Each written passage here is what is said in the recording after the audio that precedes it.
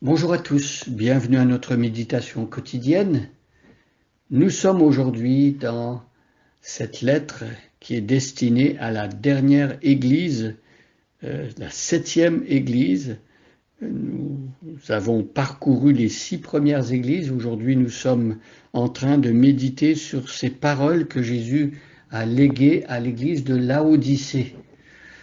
Et donc, nous avons lu que Jésus tout d'abord s'est révélé, comme il l'a fait pour chaque église. Il s'est révélé à cette église comme celui qui est l'Amen, le témoin digne de foi, celui qui est au commencement de la création de Dieu.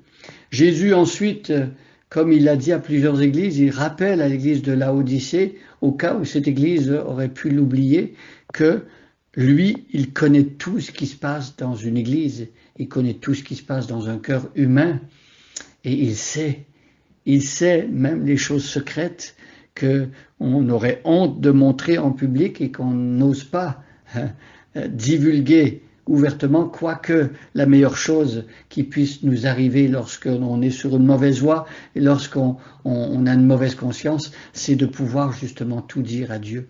Et Jésus dit, je sais. Et il sait quoi? Il sait de cette église qu'elle est ni froide ni bouillante, elle est entre deux. C'est une église qui a accepté le compromis. Et Jésus déplore cet état de fait. Jésus souhaiterait que cette église ne soit pas dans le compromis.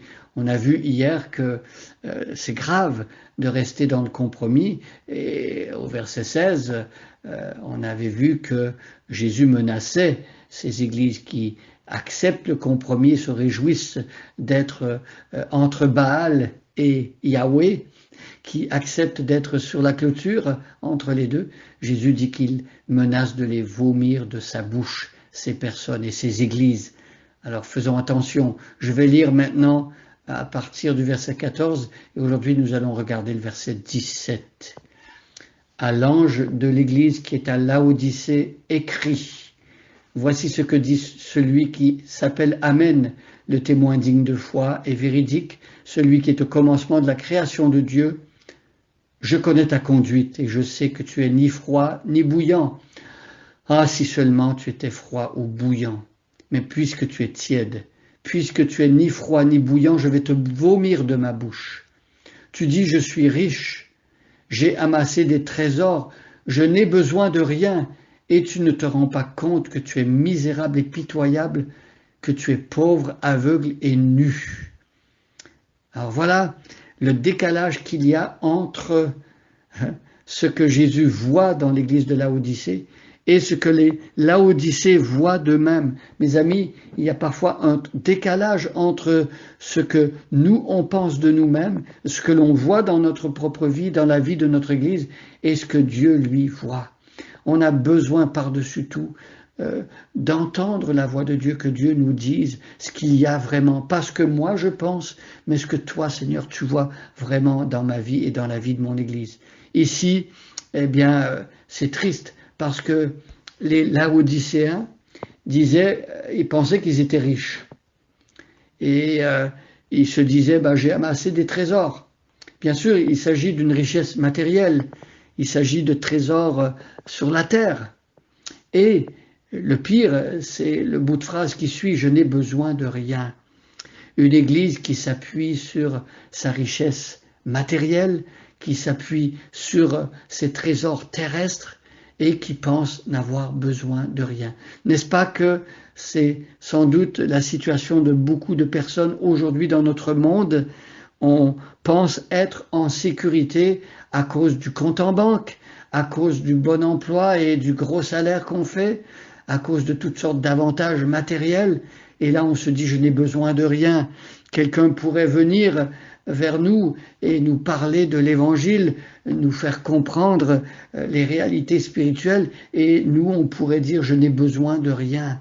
Voyez à quel point toutes ces choses sont trompeuses, à quel point on peut avoir une fausse sécurité dans le monde.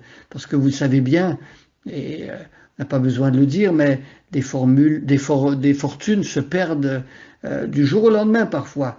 Des sécurités, comptes en banque et tout cela, ça disparaît vite. Et Jésus ici, il veut aider les personnes de cette Église à ne plus s'appuyer, ne plus chercher leur sécurité dans ces choses-là, et dit, tu ne te rends pas compte que tu es misérable et pitoyable, que tu es pauvre, aveugle et nu. Alors, le constat de Jésus est accablant.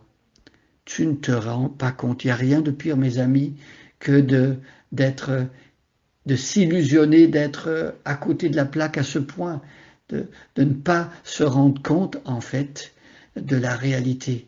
Vaut mieux qu'on nous dise des choses difficiles à entendre, mais qui sont dans la réalité, que d'être bercé d'illusions, de vivre dans un rêve qui n'existe pas, et parce que lorsque la vérité nous apparaît finalement, on tombe de haut, et ça fait mal.